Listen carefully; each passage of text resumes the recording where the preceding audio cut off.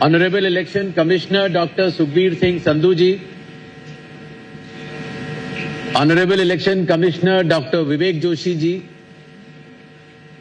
senior officers of the Commission, the Chief Electoral Officer West Bengal, my friends from media,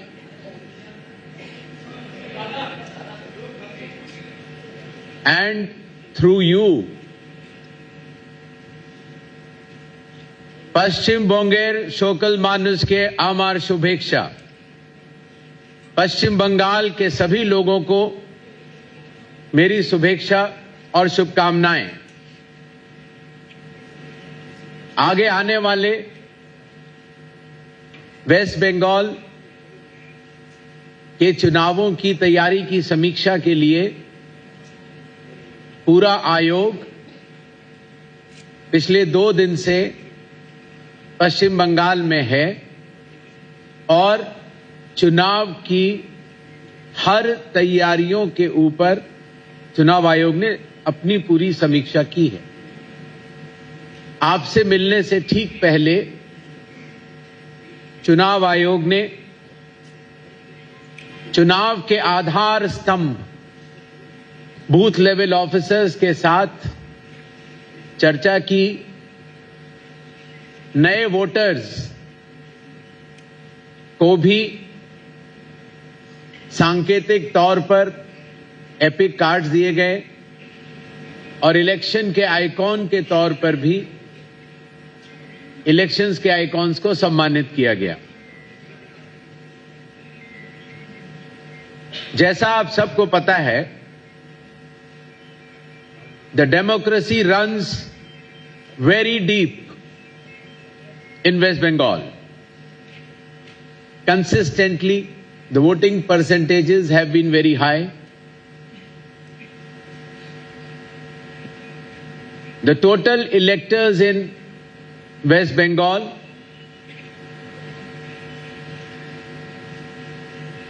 are equal to France, Australia, and Uruguay. The size of West Bengal is so large. In West Bengal, the electors and public at large respects the Constitution of India and believes in peaceful and participatory elections, which are foundation of any democracy.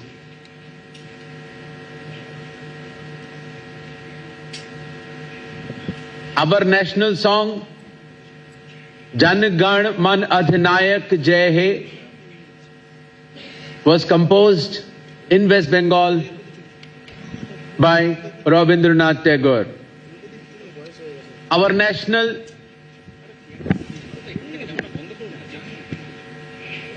song Vande Mataram was also composed by Bankim Chandra Chatterjee ji from this soil. So we are proud to have national anthem as well as national song, both coming from the proud soil of West Bengal. The West Bengal's glorious treasure of culture, art, music and science is known not only to India, but the entire world. Today from Kolkata, the city of joy, I appeal to all the voters of West Bengal, पश्चिम बंगाल के सभी मतदाताओं से चुनाव आयोग यह आह्वान करता है कि आगामी चुनाव हिंसा रहित और दबाव रहित वातावरण में होंगे और जो ये डेमोक्रेसी का फेस्टिवल है उसमें पश्चिम बंगाल के सभी मतदाता अपना मतदान करने अवश्य आएंगे। चुनाव पूर्वो पश्चिम बोंगेर गर्वो, चुनाव का पर्व पश्चिम बंगाल का गर्व। इन शब्दों के साथ चुनाव आयोग की तरफ से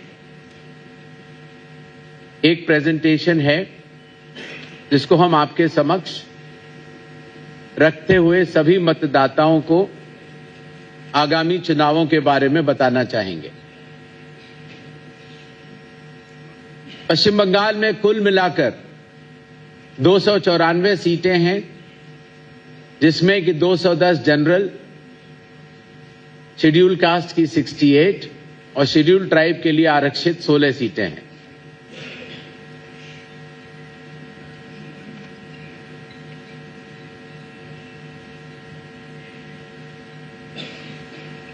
भारत के 12 राज्यों में और पहले बिहार में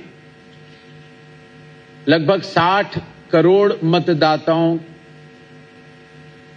के रिवीजन की प्रक्रिया लगभग पूर्ण हो चुकी है। स्पेशल इंटेंसिव रिवीजन,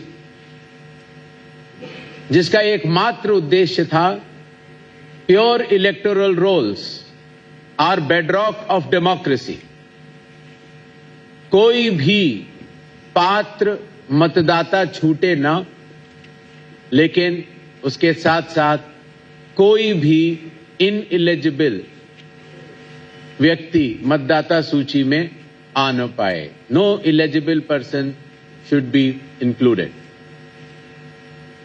अभी हाल में ही जो 28 फरवरी को वेस्ट बंगाल की फाइनल इलेक्टोरल रोल निकली है, उसमें कुल मिलाकर 7 करोड़ 8 लाख नाम हैं, और जिसमें कि अंडर एडजुडिकेशन वाले अगर हटाए जाते हैं तो 6 करोड़ 44 लाख 52 लाख 609 मतदाताओं की सूची उस नाम में पात्र मतदाताओं के रूप में है। पश्चिम बंगाल में 80,000 से भी अधिक पोलिंग स्टेशंस हैं, जिसमें से कि अधिकांश 61,000 रूरल एरियाज में हैं। आप सभी के माध्यम से मैं सभी मतदाताओं को बताना चाहता हूं कि हर पोलिंग स्टेशन में 100% वेबकास्टिंग होगी, जिसकी की सूक्ष्म निगरानी चुनाव आयोग के कर्मी करेंगे। वुमेन मैनेज्ड, महिलाओं द्वारा मैनेज्ड 10,000 से भी अधिक पोलिंग स्टेशंस होंगे और 634 मॉडल पोलिंग स्टेशंस भी होंगे।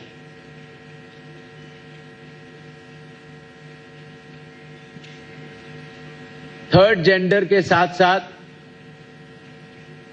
वेस्ट बंगाल में लगभग 3,78,000 के आसपास 85 ईयर्स 85 वर्ष से ज्यादा उम्र के हमारे मतदाता हैं, जिनको ये सुविधा रहेगी कि वो होम वोटिंग फैसिलिटी की व्यवस्था का उपयोग कर सकते हैं। 100 वर्ष से ज्यादा भी वेस्ट बंगाल में 6,000 से भी अधिक हमारे मतदाता हैं, और सर्विस इलेक्टर्स लगभग 1,20,000 से 30 साल के बीच में लगभग 1,31,00,000 और 18 से 19 की उम्र के बीच में भी 5,23,000 मतदाता हैं।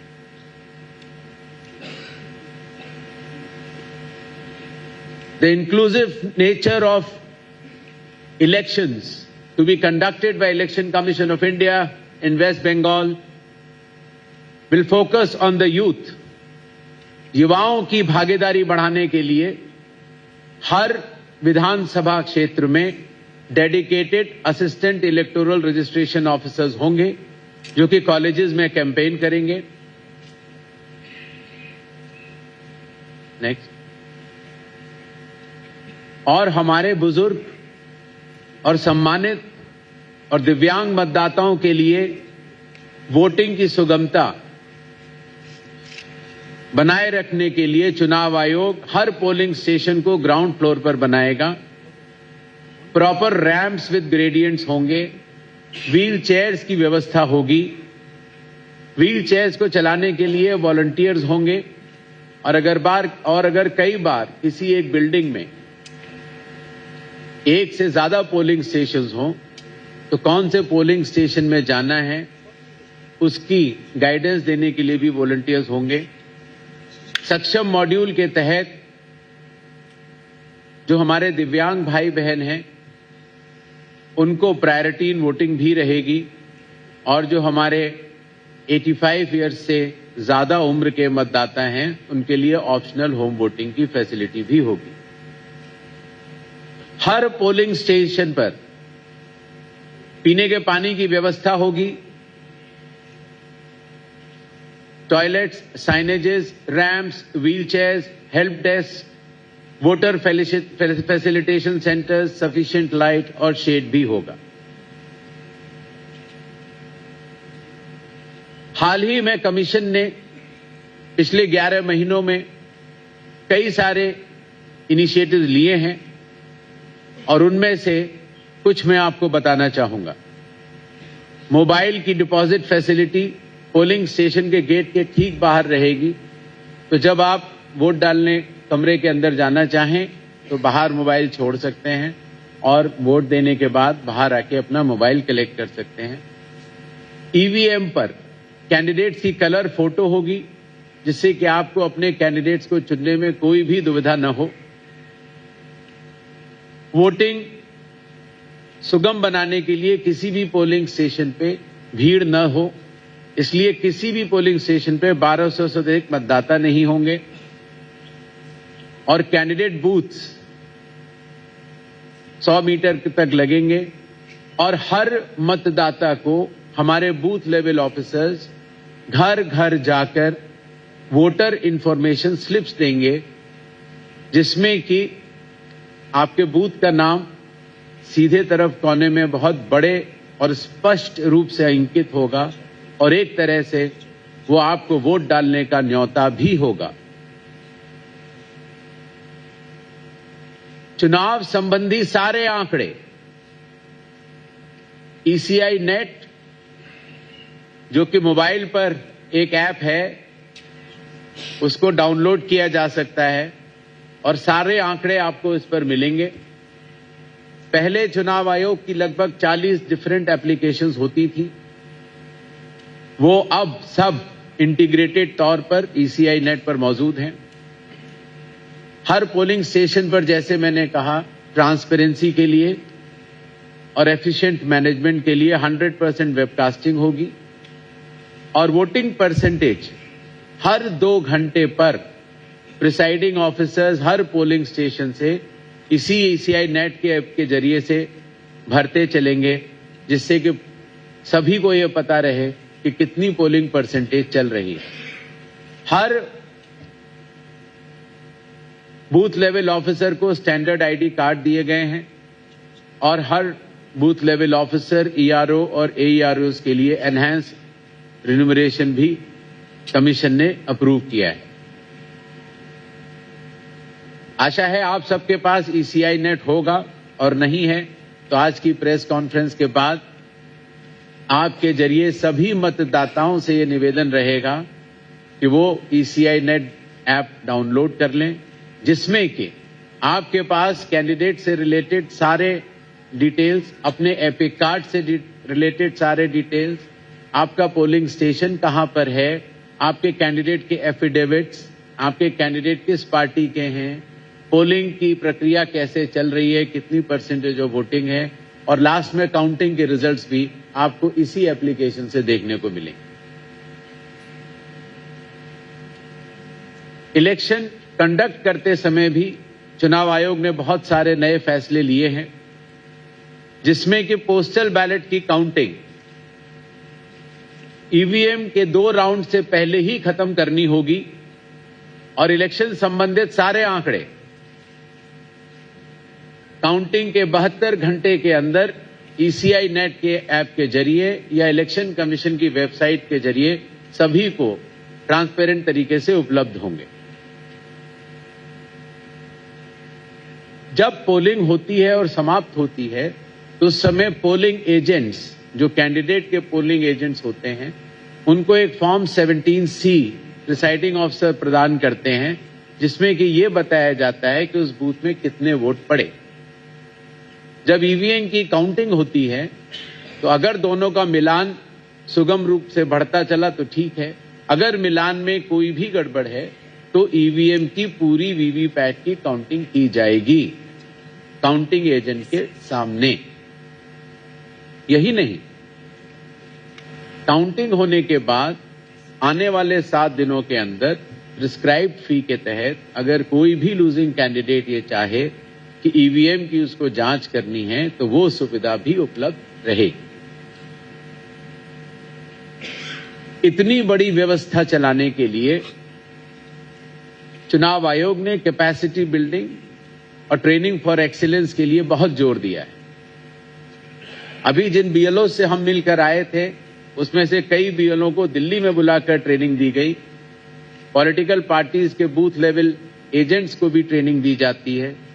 कलेक्टर्स, एसडीएम्स, ईआरओज, पुलिस ऑफिशियल्स, सबको एक बार नहीं कई बार ट्रेनिंग दी गई, क्योंकि इतनी बड़ी व्यवस्था में चुनाव सुव्यवस्थित और ट्रांसपेरेंट तरीके से हो। पॉलिटिकल पार्टी से भी कमीशन ने काफी प्रोएक्टिव तरीके से एंगेजमेंट किया है। पिछले 12 महीनों के अंदर एसडीएम लेवल से लेकर निर्वाचन सदन दिल्ली तक ऑल पार्टी मीटिंग्स सारे एसडीएम्स ने की, कलेक्टर्स ने की, चीफ इलेक्टोरल ऑफिसर्स ने की। इन 4719 मीटिंग्स में लगभग 28,000 से भी ज्यादा राजनीतिक दलों के प्रतिनिधियों ने भाग लिया। यही नहीं, चुनाव आयोग ने भी सभी नेशनल और स्टेट पॉलिटिकल पार्टीज को एक एक करके न्योता दिया और उनके साथ संवाद किया। भारतीय चुनावी व्यवस्था के व्याप को देखते हुए, पारदर्शिता को देखते हुए आज चुनाव आयोग को बहुत गर्व की अनुभूति है कि विश्व के सबसे बड़े 36 देशों के अध्यक्ष के रूप में भारत का चुनाव आयोग आज जाना जाता है। और India, which is not only the largest democracy of the world, is also considered as the mother of all democracies. हाल ही में चुनाव आयोग ने इंटरनेशनल कॉन्फ्रेंस की, जिसमें 70 से भी अधिक देशों ने भाग लिया, और ये उसकी फोटोग्राफ है। विगत 2 दिनों में 9 और 10 मार्च को चुनाव आयोग ने बहुत सारी मीटिंग्स की। उसका आधारभूत तथ्य है, elections are held as per constitution, law and ECI instructions. चुनाव आयोग से संबंधित सभी कर्मचारियों को, डीएम्स को, एसपीज को, DIGs, IGs, law and order enforcing agencies, लगभग 24 जो और इन्फोर्समेंट एजेंसीज होती हैं, state government, chief secretary, DGP और सभी सचिवों को ये सख्त निर्देश दिए गए हैं कि enforce rule of law strictly without fear और फेवर। मतदाताओं के लिए पोलिंग एक फेस्टिवल के रूप में रहे और पोलिंग स्टेशन पर उनके स्वागत की उनको फीलिंग आए, इसके लिए भी सारे निर्देश दिए गए हैं। और ट्रेनिंग भी सभी शीर्ष अधिकारी निचले स्तर तक पूर्ण रूप से देंगे। अफसरों को ये भी निर्देश दिए गए हैं कि रूल्स के अनुसार conduct of government employees, whether serving or retired, whether state public sector undertakings, corporations, bodies, autonomous bodies. Absolute non-partisan conduct of officers is mandatory.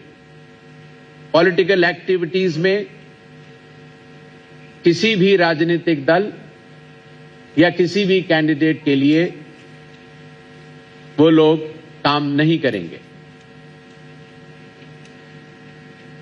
सभी एनफोर्समेंट एजेंसीज को ये निर्देश दिए गए हैं कि they will work with absolute impartiality and rule of law must be enforced.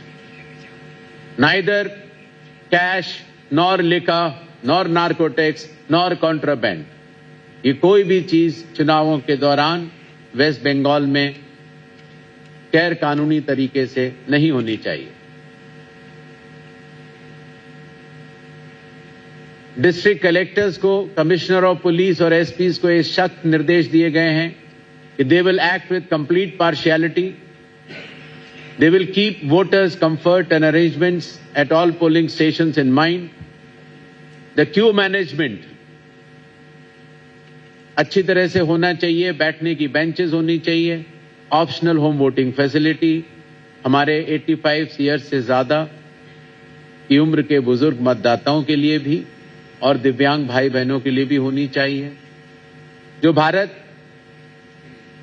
के विभिन्न राज्यों से आने वाले सेंट्रल ऑब्जर्वर्स, उनके डिटेल्स, उनके फोन नंबर सारे जनता को बताए जाने चाहिए, जिससे कि कोई भी राजनीतिक दल अगर कोई भी शिकायत करना चाहे तो वो कर सकता है। और सोशल मीडिया पर होने वाली कोई भी फेक न्यूज के ऊपर सख्त से सख्त और त्वरित से त्वरित कार्रवाई की जानी चाहिए।